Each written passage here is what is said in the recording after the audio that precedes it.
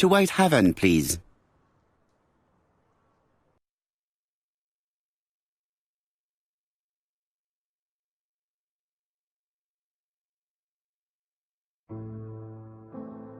Cust's arrest is a great success for you, Poirot. It's all clear now, except maybe one or two details. Details. Ah, mon ami. The devil is in the detail, as we say. Excuse me? Patience, Hastings. Everything will be clear once our guests arrive. Best be prepared. Slip a revolver into your pocket before they do. A revolver? But Poirot, what are you afraid of? Trust me.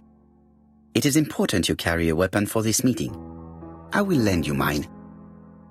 What about telling me what you have in mind? Surtout pas. You wouldn't be able to play your role. Wait one moment, I will bring you my weapon.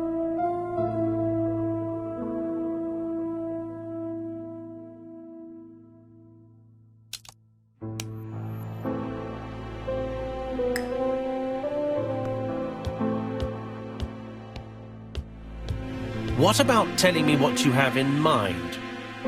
Surtout pas. You wouldn't be able to play your role.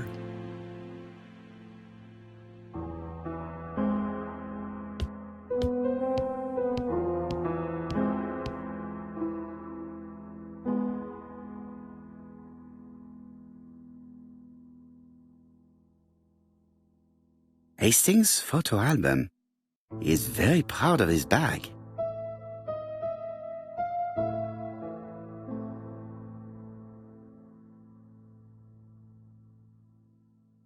Churston, Devon, population 500 inhabitants. Hourly of trains. London, Churston. Trains of evening. London, 6:45 p.m. Newton about, 11 a.m. Churston, 11:45 a.m. London, 11:45 p.m. Newton about, 6:08 a.m.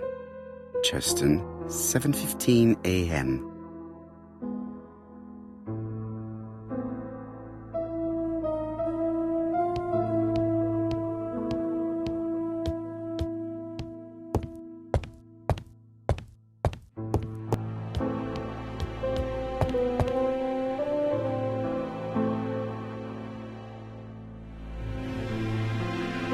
Ah, some cool hair.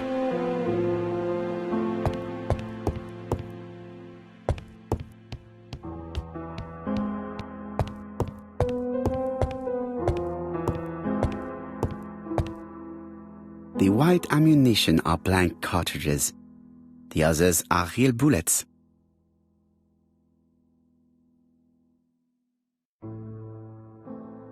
I have to choose the type of bullets to load. The revolver is loaded with blancs. I still have time to choose real bullets. The revolver is loaded with blancs. I still have time to choose real bullets. The revolver is loaded with real bullets.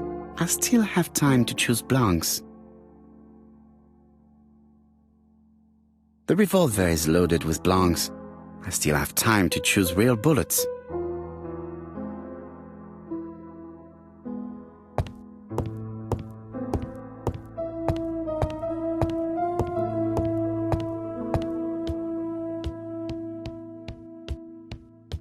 What about telling me what you have in mind? Surtout pas. You wouldn't be able to play your role. Wait one moment, I will bring you my weapon.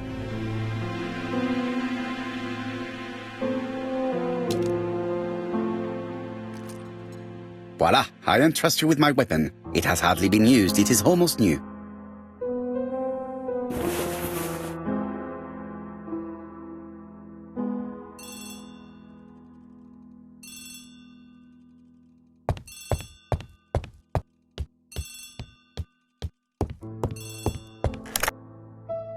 Chief Inspector, is that you? Yes. Sorry, but we haven't found anything. Have you checked the typewriter? And the packaging, the letter, and the ribbon reel. We've only found prints left by Cust and his landlady. Well, never mind, I shall make do. So, are you still going to hold your meeting? Of course, Chief Inspector. I can hear my guests coming up the stairs. Why have you brought us here, Mr. Poirot? Since Cuss' arrest, I thought it was all done and dusted. Miss Gray formally identified him, as well as Miss Barnard. Yes, and the stockings he sold are of the same brand as the ones found at my aunt's. This is all true. However, a case is not closed if some questions remain open. And one question is, why did the murderer send me his letters? Why did he challenge me, Hercule Poirot? Perhaps he wanted to play with you, to taunt you. Xenophobia? Maybe he didn't like you because you're foreign. I may be wrong, but maybe by provoking you he was looking for glory? All these theories should be studied. Let us now try and get our brain cells to work.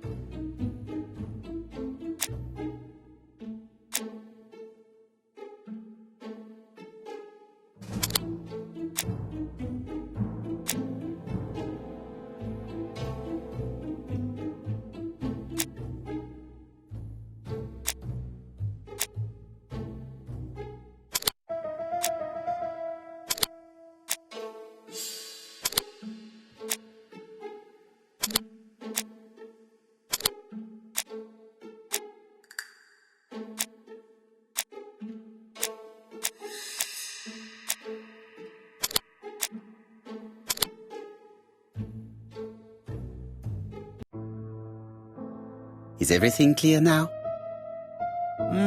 You might like to explain your reasoning again. Of course. First of all, remember that the murderer made it a rule to always post his letter before the murder. He never digressed from that rule. However, in Churston, he encountered a problem. The village has only 500 inhabitants. With advance warning, it would be easy to arrest him. Therefore, the murderer delayed his letters deliberately with the wrong address. The plan wouldn't have worked if he'd sent it to Scotland Yard or the papers because everybody knows their addresses. The mistake would have been corrected and the letter would have been on time.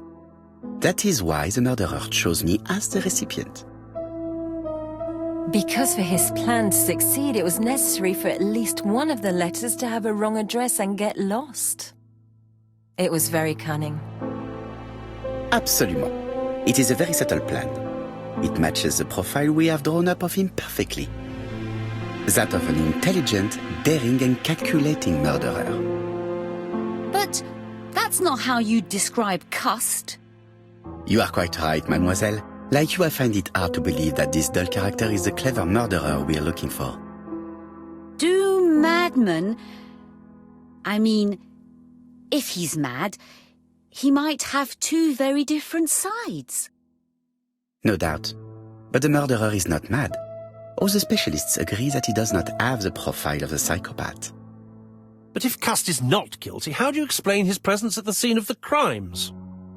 Mr. Clark, the answer to your question is in the medical records of your brother's patients. Documents which Cust most certainly did not have access to. Let us now try and get our brain cells to work.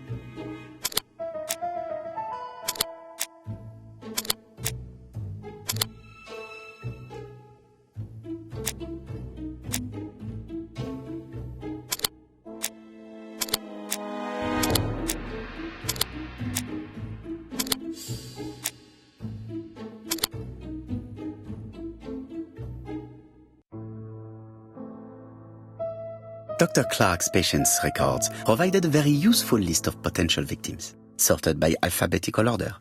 The killer definitely used it, explaining the fact that all the victims were former patients of the doctor. It is this fact that clears Cust once and for all, because he never had access to these records. So how did he happen to be at the scene of the crimes? Either the murderer sent him there, or Cust was following him closely. Cust's highly suggestible nature leads us to the second hypothesis. The murderer was manipulating him. He systematically sent Cust to the towns where he was going to strike, so that the suspicion would land on the poor man's shoulder. That's evil. What sort of killer could have such a plan? And what would he gain from 3 completely different murders? Indeed, it seems unlikely that the same murderer committed all the crimes. What should we take from that?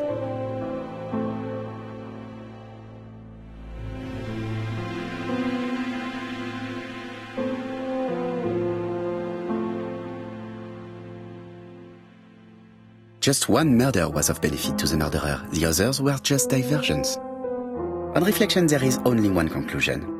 The murderer killed once out of interest and twice to divert our attention. This reasoning points at 2 potential culprits. Franklin Clark. Donald Fraser? Yes, mademoiselle, that's good thinking. Mr. Fraser may have killed Betty out of jealousy. Mr. Clark may have killed his brother in order to inherit his large fortune. Both have a motive. But Donald did not have access to Dr. Clark's records. Please allow me to disagree with you, mademoiselle.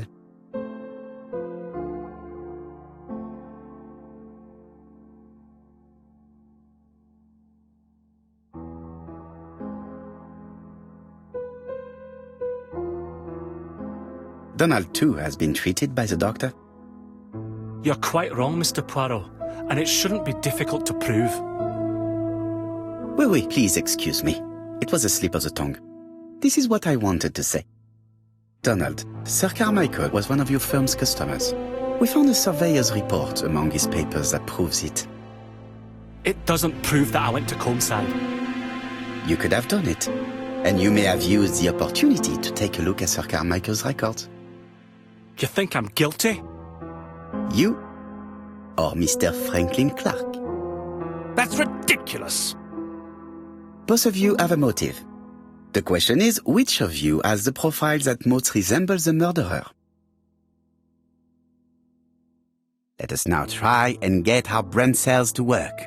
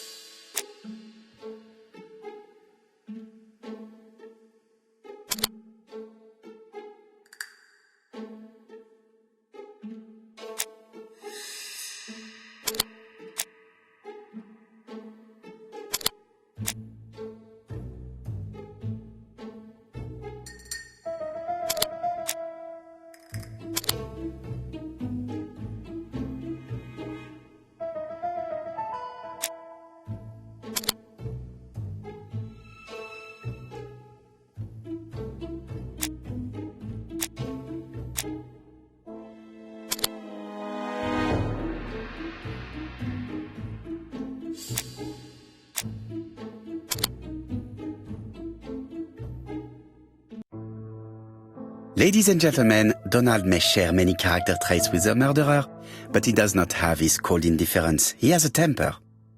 It is hard to imagine him planning anything.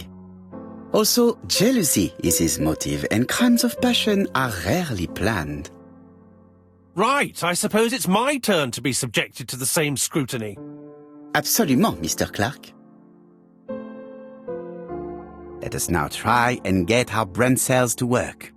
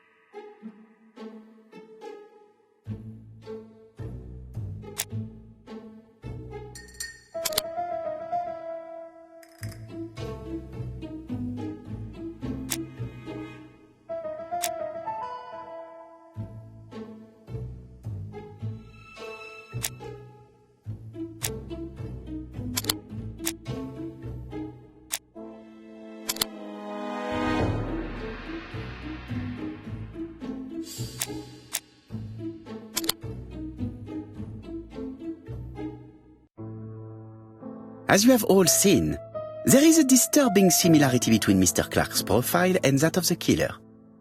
In actual fact, it is exactly the same. Mr. Poirot, your psychological studies are interesting, but your conclusions do not add up. Why would I have wished my brother's death? The inheritance is lawfully mine. I just have to wait. No, you had to act quickly.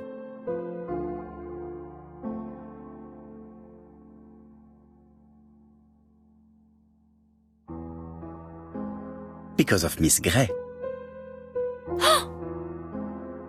Mademoiselle, although you haven't been telling the truth, there is no doubt in my mind that you would have found a way to marry Sir Carmichael after Lady Clark's death.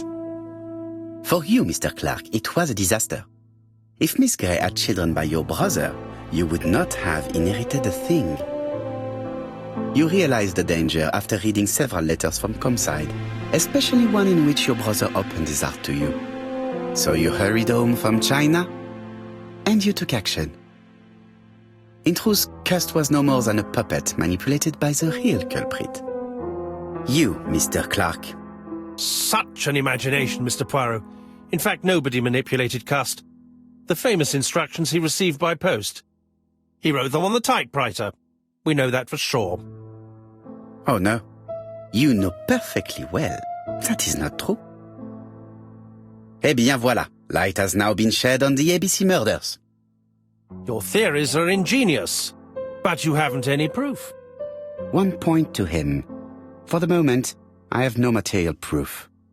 Either I admit to it, or I bluff.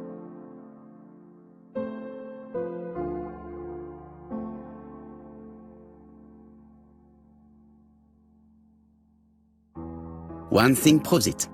A carton of placed cigarettes you stole from Mrs. Asher and found at your home. You have nothing on me. You're bluffing, Mr. Poirot. Come on, Thora, there's nothing for us to do here. Don't touch me. Thora, I understand why you never wanted to lend me your new typewriter, and why you were searching through your brother's things. And the hole you dug on the moors. What did you hide there? The knife you used to kill your brother? All right. Well played. I lose. The game's up.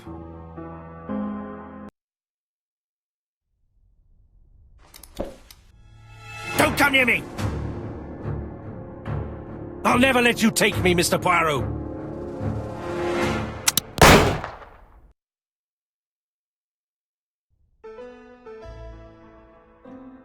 I'm sorry, Mr. Clark, there is no easy death for you. I expected your reaction, so I used blanks. I'm sorry, mademoiselle, but your second chance has been lost. Franklin Clark will never inherit his brother's fortune.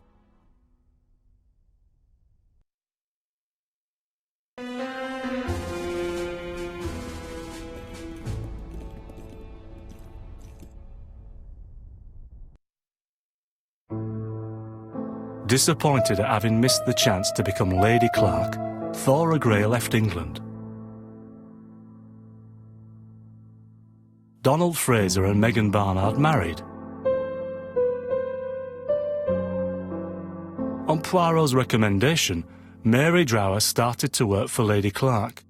The elderly lady's condition suddenly took a turn for the better. And a few months later, to Dr. Logan's great surprise, she was back on her feet again. According to this eminent physician, it appears to be an extremely rare case of spontaneous remission. Lady Clark has enjoyed very good health ever since.